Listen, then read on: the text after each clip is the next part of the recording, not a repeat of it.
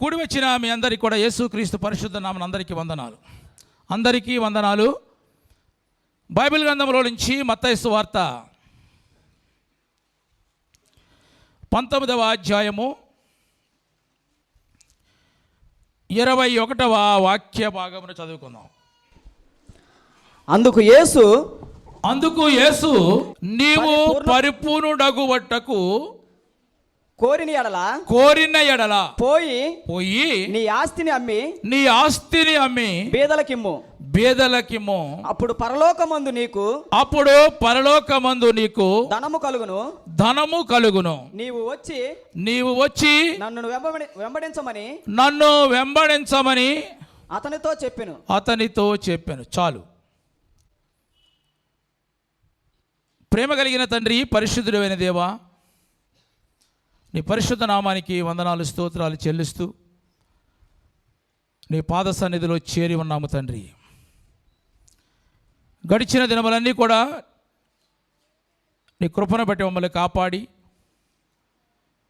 మమ్మల్ని సజీవులుగా ఉంచి ఈ పునరుత్థాన దినమున నీ సన్నిధిలో ఉండే కృపను మాకు అనుగ్రహించినందుకు వందనాలు చెల్లిస్తున్నాం. కూడి వచ్చిన ప్రతి ఒక్కరిని కూడా పేరు పేరు వర్షం దీవించండి, ఆత్మస్వాధీనంలో ఉంచుకోమని ప్రార్థిస్తున్నాం. ఈ సమయంలోనైనా చదవబడిన వాక్య భాగంలో ధ్యానిస్తూ ఉండగా నన్ను యొక్క ఆత్మచేత అభిషేకించండి. మా అందరితో ప్రభువా మీరు మాట్లాడి మా జీవితాలను బలపరచమని యేసుక్రీస్తు నామమున ప్రార్థించి అడిగి వేడుకొనుచున్నాము తండ్రి, ఆమేన్. ప్రియమైన దేవుని బిడ్డలారా, ఈ చదవబడిన వాక్య భాగాన్ని మనము జాగ్రత్తగా గమనిస్తే, ఒక యవనస్తుడు యేసు ప్రభు దగ్గరికి పరిగెత్తుకొని వచ్చి,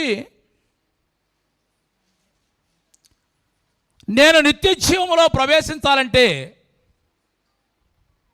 ఏమి చేయాలి అని అడిగాడు. ఏ మంచి కార్యము చేయాలని అడిగాడు.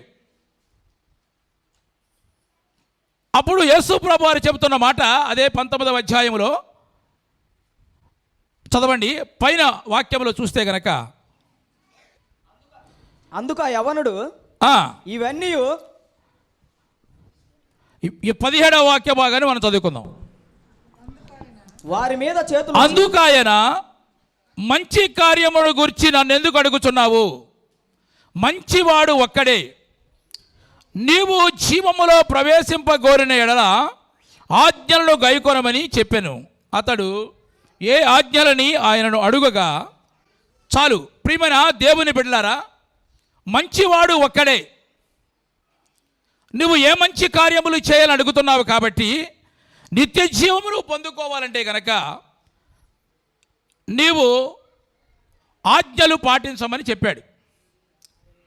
అయితే ఆ యవ్వనుడు అంటున్నాడు, ఇవన్నీ కూడా నేను బాల్యము నుండి అనుసరించుచున్నాను అని చెప్పాడు.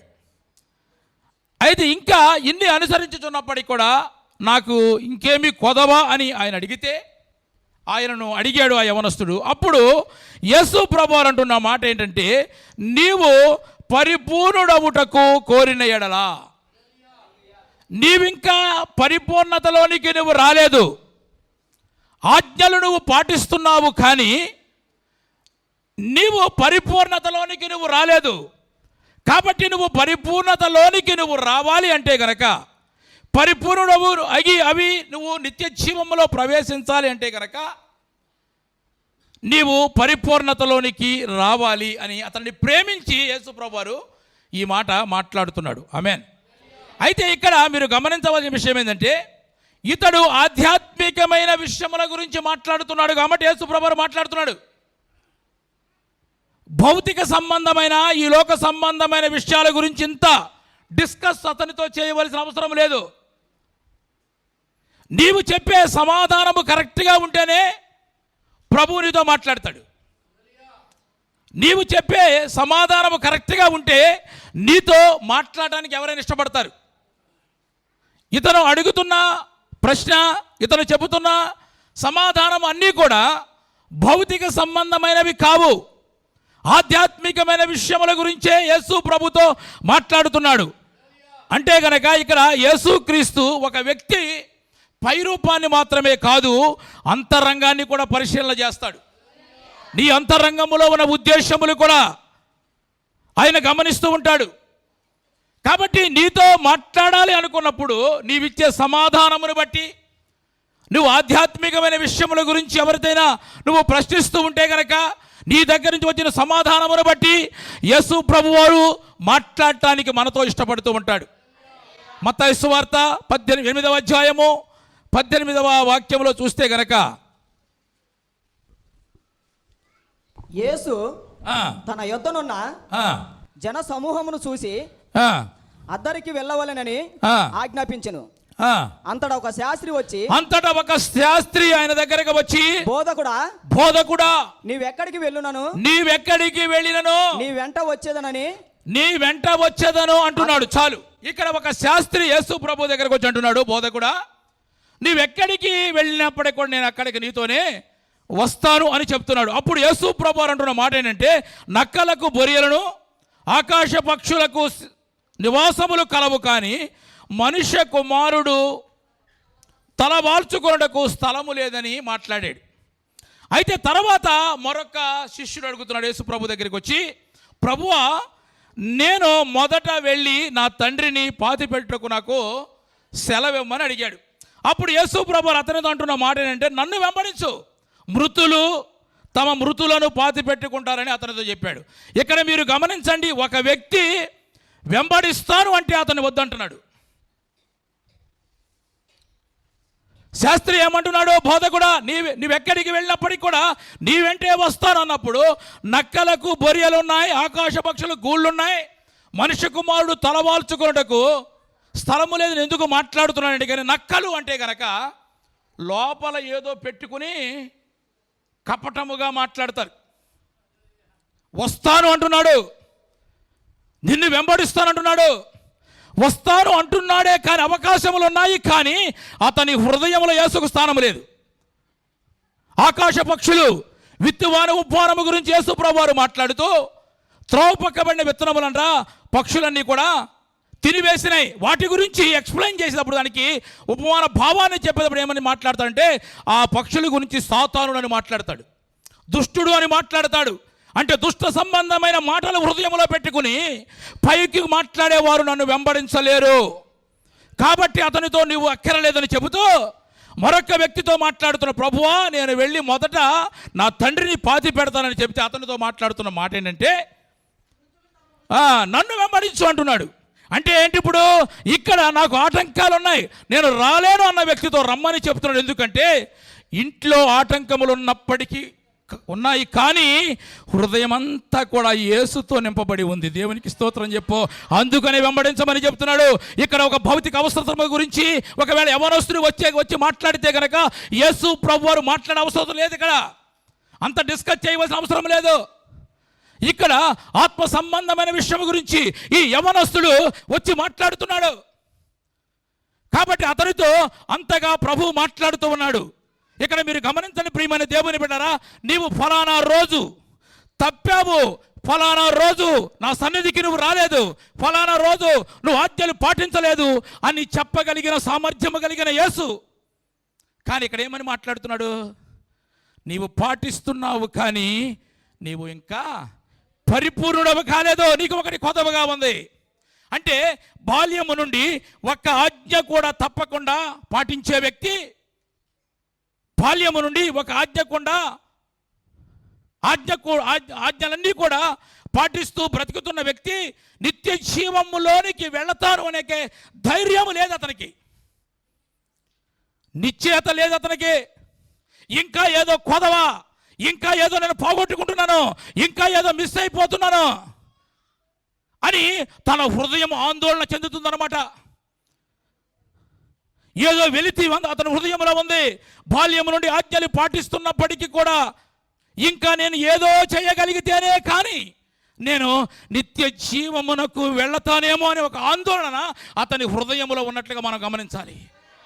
మనం కొన్ని ప్రార్థనలకు వస్తేనే మనము ఎంతగానో ఏదో సాధించినట్లుగా మన హృదయం అలా ఆనందంగా ఉండొచ్చు, కానీ మనలో కూడా ఆ వెలితి, ఆ బాధ, ఆ లోటు అనేది మనము కూడా గమనించాలి. ఇంకా ఏదో చేయవలసి మనం ఉంది ఇంకా, అంతేనా? అదే మన తీర్మానము. దేవునికి స్తోత్రం చెబుదాం. హల్లెలూయా. అంటే అతని ఆందోళన ఒకవేళ కరెక్ట్ కాకపోతే, జాగ్రత్తగా విందాం ఇక్కడ, అతని ఆందోళన కరెక్ట్ కాకపోతే కనుక ఇప్పుడు ప్రభు ఏమని మాట్లాడాలి? ఓ అల్ప విశ్వాసి, నీకు సందేహం ఎందుకు? బాల్యం నుండి ఆజ్ఞలు పాటిస్తున్నావు కదా, నీవు వెళ్ళకపోతే పరలోకానికి ఎవరు వెళ్తారు?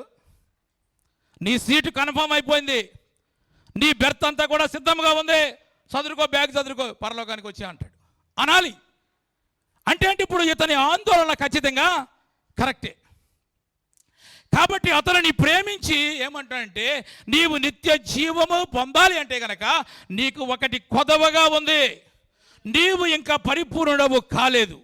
అంటే బాల్యము నుండి ఒక ఆజ్ఞ కూడా తప్పిపోకుండా పాటించిన వాడే ఇంకా చేయవలసింది ఏదో ఉంటే, జాగ్రత్తగా విందాం కదా, ఇంకా ఏదో చేయవలసింది ఏదో ఉంటే, నిన్నగాక మొన్న లేకపోతే కొన్ని సంవత్సరాల క్రితం రక్షించబడిన మనమందరం కూడా ఇంకా ఎంత చేయాలి ఒక్కసారి మనం ఆలోచిద్దాం. ఇంకా చాలా చేయాలి. మనము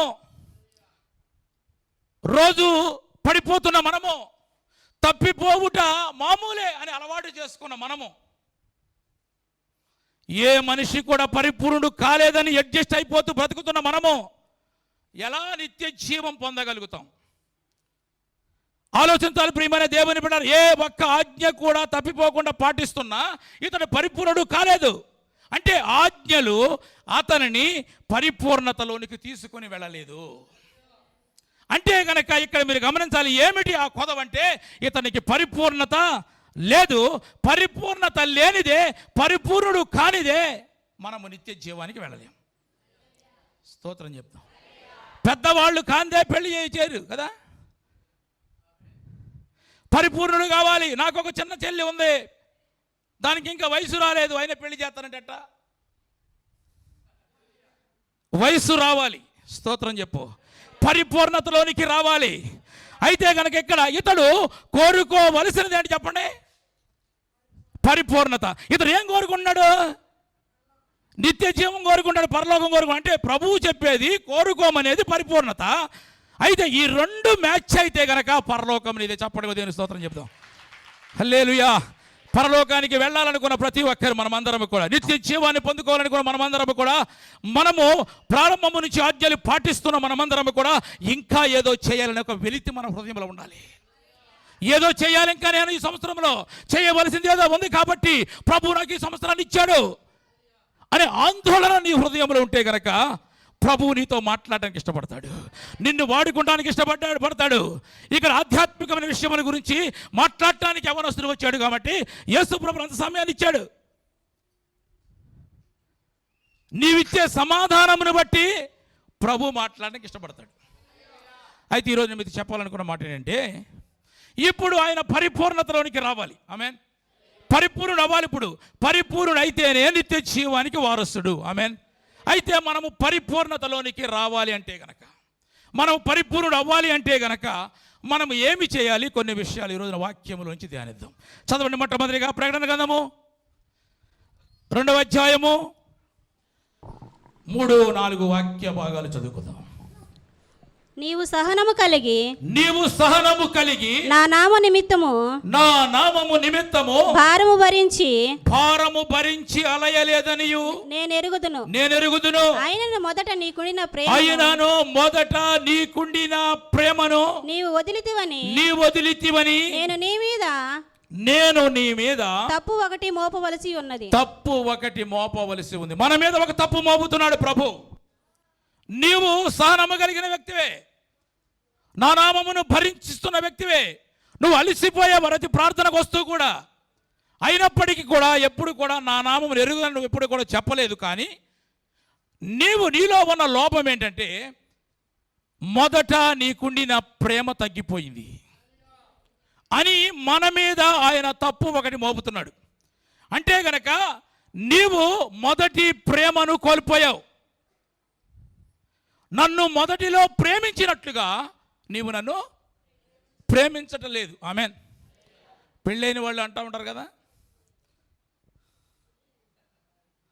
కొంచెం నవ్వుతో చెప్పండి, మొదట ప్రేమించినట్లుగా ఇప్పుడు లేదు.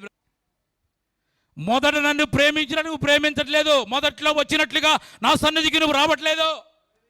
మొదటిలో ఉన్న ఆసక్తి నీకు తగ్గిపోయింది. ఒక రకంగా ఓవరాలుగా నీ యొక్క ఆత్మీయ జీవితాన్ని గమనిస్తే కనుక నేను లేకుండానే నువ్వు బ్రతకాలనుకుంటున్నావు. నేను లేకుండానే ప్రయాణము చేయాలనుకుంటున్నావు. నేను లేకుండానే నువ్వు జీవించాలనుకుంటున్నావు. కాబట్టి నీవు ఇంకా పరిపూర్ణుడు కాలేదు. ఇంకా నీవు పరిపూర్ణతలోనికి రావాలి, నిత్య జీవంలోనికి వెళ్ళాలంటే కనుక నీవు మొదటి ప్రేమను నీవు కలిగి ఉండాలి. ఆమేన్, హల్లెలూయా. మొదట్లో తెల్లవారుజామున లేచేవాడు, అవునా? 4 గంటలకి అలారం పెట్టుకుని పడుకుంటే 3:30కి మెలకు వచ్చేది. అప్పుడు వెనువెంటనే లేచి దేవుని సన్నిధిలో, అయ్యో నా కొరకు గుమ్మములో నా ప్రభు వేచి ఉన్నాడు, నేను ప్రభువుకు తలుపు తీయాలి, రాత్రి అందు కురుచు మంచుకు నా ప్రియుని తల తడిసిపోతుంది, అయ్యో నా ప్రభు వెలుపల ఉండకూడదు, నా ప్రాణప్రియుడా రమ్ము రమ్ము అని నీ మొదటి అనుభవం అది. ఆ రీతిగా ప్రభువును హృదయంలోనికి ఆహ్వానించే వ్యక్తివి నువ్వు. కానీ ఇప్పుడు నువ్వు ఆయన లేకుండానే, ఆయన ఉండకుండానే బ్రతకాలి అనే ఆలోచన నీకు వచ్చేసింది. ఇప్పుడు నీవు ఎలా పరిపూర్ణవుతావు? మొదటి ప్రేమ తగ్గిపోయింది, ఇప్పుడు అంత ప్రేమ నీకు లేదు. కాబట్టి మనము పరిపూర్ణతలోనికి మనము రావాలి అంటే కనుక మొదట ప్రేమను మనము కలిగి ఉండాలి. చప్పటి కూడా దేవుని స్తోత్రం చెప్పండి. యేసు ప్రభు వారిని సిలువేశారు, శుక్రవారం మధ్యాహ్నము సమాధి చేశారు. శుక్రవారం అంతా రాత్రి అంతా కూడా ఉంది, శనివారం అంతా కూడా ఉంది. ఎవరో మగ్దలేని మరియా ఇక ఉండలేకపోతుంది. ఇక నా ప్రభువుని చూడాలి, నా ప్రభువు లేకుండా నేను బ్రతకలేను, నా ప్రభువు సహవాసం కావాలి. ఇక ఉండలేక ఆదివారమున చీకటి ఉండగానే పెందలాడ లేచి చీకటిలోనే సమాధుల తోటలోనికి వెళ్ళిపోయిందండి. దేవునికి స్తోత్రం చెప్పండి. వెళ్ళింది. ఎక్కడికి వెళితే సమాధి తెరవబడి ఉంది. యేసు ప్రభు అని ఎవరో ఎత్తుకుపోయారు, పరిగెత్తుకుని కలవరపడిపోయి. అప్పటికి ఆమె ఇంకా వాళ్ళు అందరూ పునరుత్థానం నమ్మలేదు. అప్పటికి యేసు ప్రభు శిష్యుల దగ్గరికి వెళ్ళిపోయా, యేసు ప్రభు వారు సమాధిలో లేడు, ఎక్కడ పెట్టారో మీరు తెలుసా అని కలవరంతో వాళ్ళని అడుగుతుంది. ప్రియమైన దేవుని బిడ్డలారా, అంటే 2 రోజులు ఉండగలిగింది, ఇక ఉండలేకపోతుంది. ఇక ఉండలేని పరిస్థితుల్లో ఒక ఆడకూతురు ఒక అర్ధరాత్రి వేళ అంటే 4 గంటల సమయంలో ఒంటరిగా సమాధుల తోటలోనికి వచ్చింది. వేరొకరు ఆమెకు తోడుగా లేరు, ఒక్కటే వచ్చిందనమాట.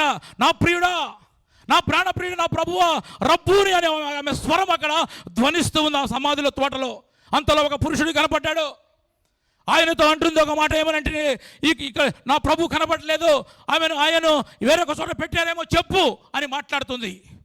అప్పుడు ఆయన అంటున్న మాటను ఒక్కసారి మనం చదువుకుందాం. చదవండి, యోహాను సువార్త 20వ అధ్యాయము 15వ వాక్య భాగాన్ని మనం చదువుకుందాం. యేసు, అమ్మా ఎందుకు ఏడ్చుచున్నావు? యేసు ప్రభు అమ్మా, ఆయన యేసు ప్రభువును గుర్తించలేదు. తోటమాలని గురి ఆయనతో మాట్లాడుతుంది. నా ప్రభుని ఎవరైతే ఎత్తుకుపోయారు, ఎక్కడ ఉంచారేమో చెప్పు అని మాట్లాడుతుంది. అలాంటి పరిస్థితుల్లో ఆయన అంటున్న మాట ఏంటంటే, అమ్మా ఎందుకు ఏడుస్తున్నావు, ఎవరిని వెతుకుతున్నావు, ఎవరిని వెతుకుతున్నావు అని ఆమెను అడుగగా ఆమె ఆయన తోటమాలి అనుకొని, అయ్యా అయ్యా నీవు ఆయనను మోసుకొని పోయిన ఎడలా ఆయనను ఎక్కడ ఉంచుతావో, నీకు ఇంత ఆరాధిస్తున్నావు కదా, ఇప్పుడు ఆయన యొక్క బాడీ ఎక్కడుందో నువ్వు అడుగుతున్నావు కదా, నువ్వు ఏం చేస్తావు అని అడుగుతున్నాడు ఆయన. ఆమె చెబుతున్న మాట ఏంటంటే, ఆయనను నేను ఎత్తుకొని పోతాను. దేవునికి స్తోత్రం చెప్పు. చప్పటి కూడా దేవునికి స్తోత్రం చెప్దాం. 100 కేజీలు పైగా ఉన్న యవనస్తుడి యొక్క శరీరం అది, యేసు ప్రభు యొక్క శరీరం అది. ఒక అర్ధరాత్రి వేళ తెల్లవారుజామున సమాధుల తోటలోనికి వెళ్ళి ఆమె ఒక్కటే వెళ్ళి అక్కడ ఆయనను ఎత్తుకొని పోతంట. ఆ సమాధుల తోటలో నుంచి ఆయన్ను తీసుకొని పోతుంటే కనుక ఇది సాధ్యమా? ఒకటే మోయగలదా? సమాజం ఒప్పుకుంటుందా? జంతువులు కానీ, నక్కలు కానీ, కుక్కలు కానీ ఏమి చేస్తాయో, కీడు చేస్తాయో, అవి ఏమీ కూడా ఆమె ఆలోచించట్లా. ఆమెకు తెలిసింది ఒక్కటే, నా ప్రభువుకు నేను దూరంగా ఉండలేకపోతున్నాను. చప్పడకూడదు, దేవుని స్తోత్రం చెబుదాం. నా ప్రభువు నాకు కావాలి, నా ప్రభువును నేను ఆరాధించాలి. 2 రోజులు ఉండగలిగింది, 3వ రోజు ఉండలేక పరిగెత్తుకుని సమాధుల తోటలోకి వచ్చేసింది. అది మొదటి ప్రేమ. ఆమెకి ఎవరు అడిగినప్పటికీ కూడా ఆమె చెబుతున్న సమాధానం ఏంటంటే, నా ప్రభువుని ఎత్తుకొని పోతాను. ఆమెను హల్లెలూయా.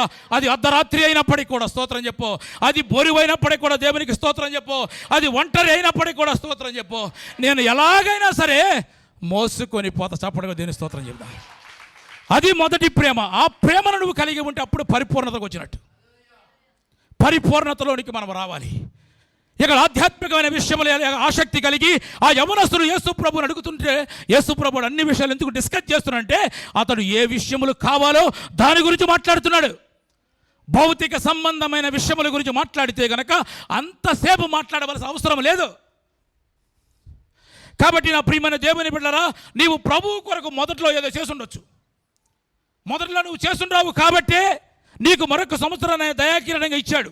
ఇప్పుడు కొంచెము సమస్య ఉంటే ఒకవేళ నీవు దేవునికి దూరం అయిపోతున్నావేమో.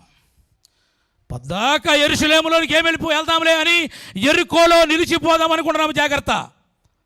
యెరికోలో నిలిచిపోతే ఏముంటుంది? దొంగలు వస్తారు, మొత్తం రక్షణ వస్త్రాన్ని కూడా తీసుకుని కొర ప్రాణముతో వదిలేస్తారు. జాగ్రత్త. పద్దాక దేవుడు ఏం మాట్లాడుతూ ఆలస్యం చేస్తున్నాడు, నాతో మాట్లాడుతున్నా సరిగా అనుకుని ఒకవేళ నువ్వు కర్ణ పిశాచముల దగ్గరికి వెళ్ళాలనుకుంటావేమో. నువ్వు ఆలోచించు ప్రియమైన దేవుని బిడ్డ, నీలో నిజముగా పరిపూర్ణత కలిగి ఉండాలంటే కనుక మొదటి ప్రేమ, మొదటి ఉన్న ప్రేమ నువ్వు గుర్తించకపోతే కనుక, ఆయన అంటున్నాడు మారు మనసు పొందకపోతే కనుక, నువ్వు దాన్ని గమనించకపోతే కనుక నేను నీ దగ్గరికి వచ్చి నీ దీపస్తంభమును తీసివేస్తానంటున్నాడు. ఆమేన్, హల్లెలూయా. కాబట్టి ప్రియమైన దేవుని బిడ్డలారా, మనం పరిపూర్ణతలోనికి రావాలి అంటే మొట్టమొదటిగా మనము మొదటి ప్రేమ ప్రారంభములో ఎటువంటి ప్రేమను మనము కలిగి ఉన్నామో దేవుని ఎడల, ఆ ప్రేమను మనము కలిగి ఉంటే గనక నిత్య జీవమే. ఆమేన్. పరలోకానికి వెళ్ళగలుగుతాం. రెండవదిగా మరొక మాట చదవండి. ప్రకటన గ్రంథము 2వ అధ్యాయము 20వ వాక్యం. అయినను నీ మీద తప్పు ఒకటి మోపవలసి ఉన్నది. ఇక్కడ కూడా ఒక తప్పు మోపుతున్నాడు. ఆయనకి తప్పులు బాగా దొరుకుతున్నాయి మన దగ్గర.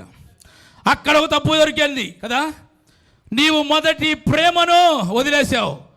ఇక రెండవదిగా అయినను నీ మీద తప్పు ఒకటి మోపవలసి ఉన్నది. ఏమనగా తాను ప్రవక్తనని చెప్పుకొనుచున్న యెజబెలను స్త్రీని నీవు ఉండనిచ్చుతున్నావు. జాగ్రత్తగా పట్టుకుందాం ఈ పాయింట్. నీవు ఉండనిచ్చుతున్నావు. జారత్వము చేయుటకు విగ్రహములకు బలి ఇచ్చిన వాటిని తినుటకును అది నా దాసులకు బోధించుచు వారిని మోసపరుచుతున్నది. జాగ్రత్తగా గమనించిన ప్రియమైన దేవుని బిడ్డలారా, ఇక్కడ మన మీద ఒక తప్పు మోపుతున్నాడంట. ఏంటంటే గనక తాను ప్రవక్తనని చెప్పుకొనుచున్న యెజబెలను స్త్రీని నీవు ఉండనిచ్చుచున్నావు అంటే అర్థం ఏంటి? ఇప్పుడు నీవు తలుసుకుంటే ఎప్పుడో పంపించేదను, కానీ నువ్వు తలుసుకుంటా. నీవు తలుసుకుంటే ఎప్పుడో పంపించేవాడము నువ్వు. దాన్ని నువ్వు ఉండనిచ్చుచున్నావు. ఇది ఒకటే కదా పోనీ, ఇది ఒకటే కదా ఉండని అని దానిని ఉండనిచ్చుచున్నావు. అంటే ఈ యెజబెలు ఏం చేస్తుందంటే కనుక, రాజుల మొదటి గ్రంథం 18వ అధ్యాయము 15-20 వాక్యాలు చదివితే మనకు అర్థమవుతుంది అంటే ఏలియాకు వ్యతిరేకముగా పనిచేస్తుంది, విగ్రహారాధన చేస్తుంది.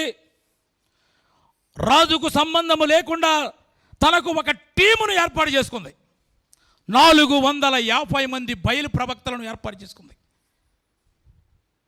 అంటే సేవకునికి వ్యతిరేకమైన పని చేస్తుంది అన్నమాట. ఇది ఎవరు?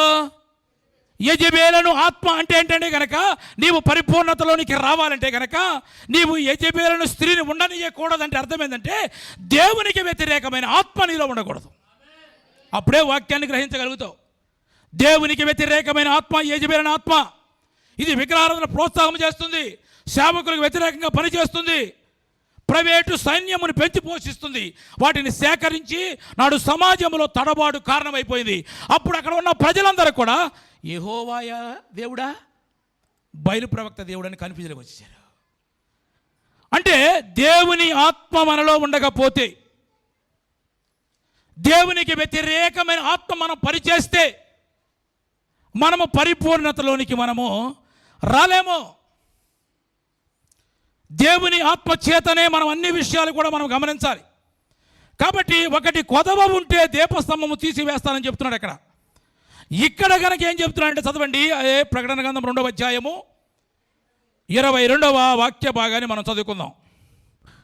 మారు మనసు పొందుటకు ఆ, నేను దానిని ఆ, సమయం ఇచ్చితిని గాని సమయం ఇచ్చాను. అది తన జ్వారత్వం విడిచిపెట్టి అది తన జారత్వం విడిచిపెట్టి మారు మనసు మారు మనసు పొందనొల్లదు. ఆ, ఇదిగో నేను దాని మంచము పట్టించి ఆ, దానితో కూడా ఆ, వ్యభిచారించు వారు ఆ, దాని క్రియల విషయమై ఆ, మారు మనసు పొందితేనే గాని ఆ, వారిని ఆ.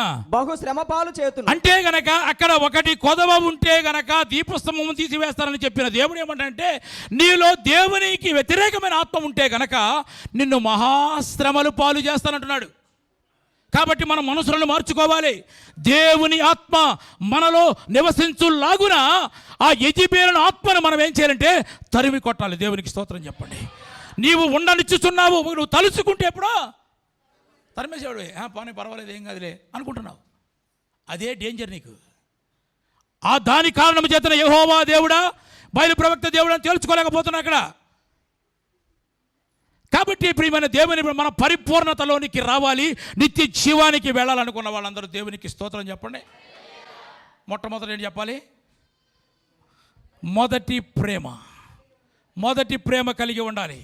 ఒకవేళ అలా చేయకపోతే దీపస్తంభాన్ని తీసేస్తానంటున్నాడు. అంటే ఏంటి? నీకు నిత్య జీవము పొందుకునే అర్హత నీకు లేదు అంటున్నాడు. రెండవదిగా ఏంటంటే దేవునికి వ్యతిరేకమైన ఆత్మ నీ హృదయంలో పనిచేస్తుందేమో ఆలోచించు. ఇక్కడ వాక్యం వింటూనే ఉంటాం, రకరకాలుగా మన ఆత్మ వేరే రకంగా పనిచేస్తూ ఉంటుంది. వ్యతిరేకంగా ఆలోచన చేసేవాళ్ళు కొంతమంది ఉండొచ్చు. అలా ఉంటే గనక నిన్ను మహాశ్రమల పాలు చేస్తాను అంటున్నాడు. అలాగైతే నాలో ప్రభు ఎన్నో లోపాలు ఉన్నాయి ప్రభు, నాలో ఎన్నో బలహీనతలు ఉన్నాయి ప్రభు, ఎన్నో పొరపాట్లు ఉన్నాయి ప్రభు. నీ రక్తాన్ని ప్రోక్షించి నాకు పరిశుద్ధాత్మను నాకు ఆదరణగా ఇచ్చినందుకు ప్రభు, ఆదరణగా ఇవ్వమని ప్రభువును మనం అడగాలి. ఆమెన్, హల్లెలూయా. కాబట్టి మొదటి ప్రేమ కలిగి ఉంటేనే మనకు నిత్య జీవం. అందుకని అంతవరకు సహించిన వాడే అక్కడ ఉంటాడు. మధ్యలో సెలవులు పెట్టేసి శ్రమలు వస్తే అవన్నీ లేకుండా చివరి వరకు మనం మొదటి ప్రేమ కలిగి ఉండాలి. రెండవదిగా దేవుని యొక్క ఆత్మ మనలో నివసించాలి. దేవునికి వ్యతిరేకమైన ఆత్మ మనలో ఉంటే కనుక దాన్ని బయటకు తోలేయాలి. అడ్జస్ట్ చేసి పర్వాలేదు, ఈ మాటే కదా, ఈ వాక్యమే కదా, ఈ టైమే కదా అనుకుని అడ్జస్ట్ చేస్తే కనుక మహాశ్రమలు పాలు చేస్తానంటున్నాడు. చివరిగా మరొక మాట చెప్పుకి చదవండి. అపోస్తుల కార్యములు 13వ అధ్యాయము 22.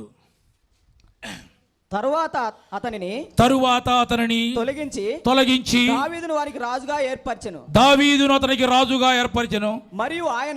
మరియు ఆయన నేను యెష్యా కుమారుడనైన దావీదును కనుగొంటిని. అతడు నా ఇష్టానుసారుడైన మనుషుడు. అతడు నా ఉద్దేశములన్నీ నెరవేర్చునని చెప్పి అతన్ని గూర్చి సాక్ష్యం ఇచ్చాను. ఆమేన్, హల్లెలూయా. మొట్టమొదటిగా మొదటి ప్రేమ కలిగి ఉండాలి. రెండవదిగా దేవుని ఆత్మ నీ హృదయంలోనే పనిచేయాలి. దేవునికి వ్యతిరేకమైన ఆత్మ ఉంటే కనుక దాన్ని తొలగించాలి. మూడవదిగా ఇక్కడ చెప్తున్న మాట ఏంటంటే, ఇక్కడ దావీదు గురించి దేవుడు సాక్ష్యం ఇస్తున్నాడు. అతడు నా ఉద్దేశ్యములన్నీ నెరవేర్చునని చెప్పి అతని గురించి సాక్ష్యం ఇచ్చాడు. ఇక్కడ మీరు గమనించాలి, ఆజ్ఞలు ఒక వ్యక్తిని పరలోకానికి తీసుకొని వెళ్ళలేకపోయాయి. అది కన్ఫామ్ ఈ వాక్యాన్ని బట్టి మనకి. అంటే ఇక్కడ ఆజ్ఞ అంటే కనుక నేను నీతో చెప్పిన మాట, దేవుడు మనకిచ్చిన ఆజ్ఞ. అయితే కనుక ఉద్దేశం అంటే ఇక్కడ దావీదు అంటే దేవుని ఉద్దేశం నెరవేర్చాడంట. ఆ ఉద్దేశం అంటే అర్థం ఏంటంటే ఆ మాట చెప్పటానికి కారణమైన హృదయం అన్నమాట. ఆ హృదయములో ఉన్న ఉద్దేశాన్ని కనుక్కోవాలి. అది ఇప్పుడు నేను ఏమైనా గద్దించాను అనుకో, నువ్వేమంటావు? అందరి ముందు నన్ను తిట్టేసాడు పాస్టర్ గారు అని అనుకోవచ్చు. కానీ ఆ గద్దింపులో ఉన్న ఉద్దేశం నువ్వు తెలుసుకోవాలన్నమాట. ఎందుకు గద్దించాడు? గొల్యాతును కొట్టినట్టుగా రాయితోనే ఎందుకు కొడుతున్నారు? అంతే కదా, అది గుర్తించాలి మనము. తిట్టాడు అనుకుంటే గనక వాళ్లకు ఆ మాటే తెలిసింది. దాన్ని గ్రహిస్తే గనక గద్దింపు యొక్క ఉద్దేశం అర్థమవుతుంది. ఆమేన్, హల్లెలూయా. అంటే వాక్య స్వరము మాత్రమే కాదు, నువ్వు ఆత్మస్వరమును వినగలిగే స్థితిలోనికి నువ్వు రావాలి. చప్పటి కూడా దేవుని స్తోత్రం చెప్పండి. హల్లెలూయా. ఇక్కడ దావీదు గొల్యాతును చంపాలి. దేవుని ఉద్దేశం. కానీ దావీదు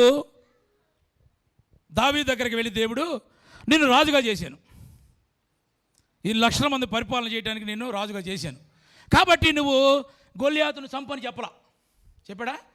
కానీ దేవుని యొక్క ఉద్దేశం ఏంటి? గొల్లియాతును చంపాలి. ఇప్పుడు దావీదు ఏం చేశాడు? చెప్పకుండా ఆయన ఉద్దేశం నెరవేర్చాడు. చప్పటి కూడా దేవుని స్తోత్రం చెప్పండి. అది చెప్పకుండా దేవుని యొక్క ఉద్దేశాలను ఎవరు నెరవేరుస్తారో వారు పరిపూర్ణతలోనికి వస్తారు. వచ్చినట్టు అది ఇక ప్రతిదీ కూడా చెయ్యి, ఇది చెయ్యి అని చెబితే అది కూలివాడు చేసే పని కదా. చెప్పకుండా ప్రభు యొక్క మనస్సులో ఏముందో నువ్వు తెలుసుకోవాలి. అంటే ఇప్పుడు శత్రువు దగ్గర ఏముందో నువ్వు తెలుసుకుంటే యుద్ధం చేయలేవంట. ఏం చేయాలి?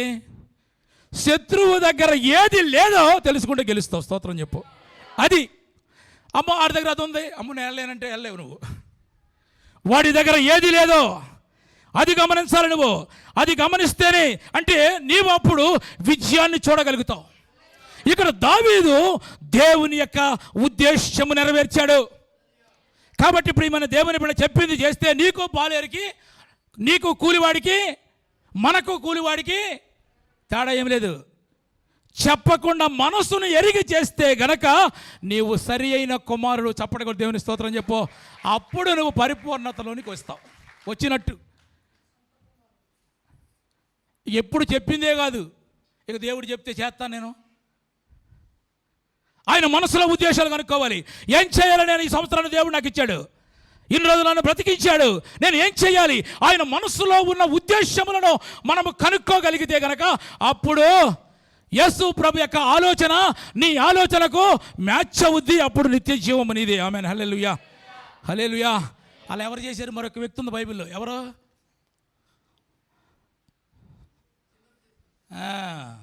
కడవ భుజం మీద పెట్టుకుని వస్తుందన్నమాట. ఎలియాజరు ప్రార్థన చేయగానే రిబ్కా ఆయన అనుకుంటున్నాడు, నాకు దాహము తీర్చడానికి నీళ్లు పోయమని అడుగుదాం అనుకుంటున్నాడు. ఆయన ఉద్దేశం ఏంటో తెలుసా? నా ఒంటెళ్ళకు కూడా తీర్చాలి. ఆమెన్. ఆ పని రిబ్కా చేసిందనమాట. ఆమెనే సెలెక్ట్ చేసుకుని తీసుకెళ్ళాడు పెండ్లి కుమార్తెగా, ఇస్సాకుకు పెండ్లి కుమార్తెగా. కాబట్టి నా ప్రియమైన దేవుని సంగమా, మనము పరిపూర్ణతలోనికి రాకపోతే గనక నిత్య జీవాన్ని మనం పొందుకోలేం. ఆయన మనల్ని ప్రేమించి మరొక్కసారి నీకొకటి కొదవ ఉన్నది అంటే, ఇక్కడ ఆ యవనస్తుడు నాకేం కొదవ, నేను ఆజ్ఞలు పాటిస్తున్నా అంటున్నాడు. నానా నువ్వు అన్నీ పాటిస్తున్నావు మంచిదే, కానీ నీవు ఇంకా పరిపూర్ణతలోనికి నువ్వు రాలేదు. ఇంకా ఆ పరిపూర్ణతలోనికి వస్తే, కానీ ఇతను ఏమని కోరుకుంటాడు? నిత్య జీవము కావాలని కోరుకుంటున్నాడు. కానీ ఇతను కోరుకోవాల్సిందేంటి? పరిపూర్ణతలోనికి అని కోరుకోవాలి. ఇతని ఉద్దేశము యేసు ప్రభు యొక్క ఉద్దేశము కలిస్తే గనక పరలోకంలో ఉంటాం. ఆమేన్. హల్లెలూయా. కాబట్టి మనము పరిపూర్ణతలోనికి రావాలంటే మొదటి ప్రేమను కలిగి ఉండాలి, మొదటి ఉన్న ఆసక్తిని కలిగి ఉండాలి. గత వారంలో కూడా అదే వాక్యాన్ని మనం బోధించాం కదా. అదే మీరు ఆసక్తి విషయంలో మాంద్యులు కాకుండా ఆత్మయందు తీవ్రత కలిగి మీరు ప్రభువును మీరు సేవించాలి. మొట్టమొదటి ఉన్న ఆసక్తి మనము కలిగి ఉండాలి. ప్రభువు లేకపోతే గనక, ఈరోజు నేను ప్రార్థనకు రాకపోతే గనక, ఈరోజు ప్రార్థన చేసుకోకపోతే గనక, ఈరోజు బైబిల్ చదవకపోతే గనక, ఈరోజు మోకరించకపోతే గనక నేను ఉండలేను అనే అనుభవంలోనికి మనము రావాలి. ఆమేన్. ఆయన లేకపోయినా పర్వాలేదు, ఎక్కడికైనా వెళ్ళిపోతాను, ఎక్కడికైనా వస్తాను అంటే నువ్వు వెళతావేమో వస్తావేమో, కానీ అక్కడికి మాత్రం వెళ్ళావు. మొదటి ప్రేమను కలిగి లేకపోతే ఆయన మన దీపస్తంభాన్ని తీసివేస్తానంటున్నాడు. దేవునికి వ్యతిరేకమైన ఆత్మ నీలో ఉంటే గనక మహాశ్రమలు పాలు చేస్తానంటున్నాడు. కాబట్టి మనం ఇంకా మారు మనసు పొంది ఆజ్ఞలు పాటిస్తున్నాం. మనం అందరం కూడా ఇంకా మారు మనసు పొందాలి. ఆమేన్. హల్లెలూయా. మారు మనసు పొందిన వాళ్ళే దేవుని యొక్క ఉద్దేశములను కనుక్కుంటారు. దేవుని హృదయంలో ఉన్న ఉద్దేశాలు కనుక్కొని మనం ముందుకు వెళ్ళగలిగితే గనక పరిపూర్ణతలోనికి వచ్చినట్లు ప్రభు మన సంఘమునందరినీ కూడా పరలోకములో చూడగలుగుతాడు. అట్టి కృప దేవుడు మనందరికీ అనుగ్రహించునుగాక. ఆమేన్. తల్ల వంచండి, ప్రార్థన చేసుకుందాం.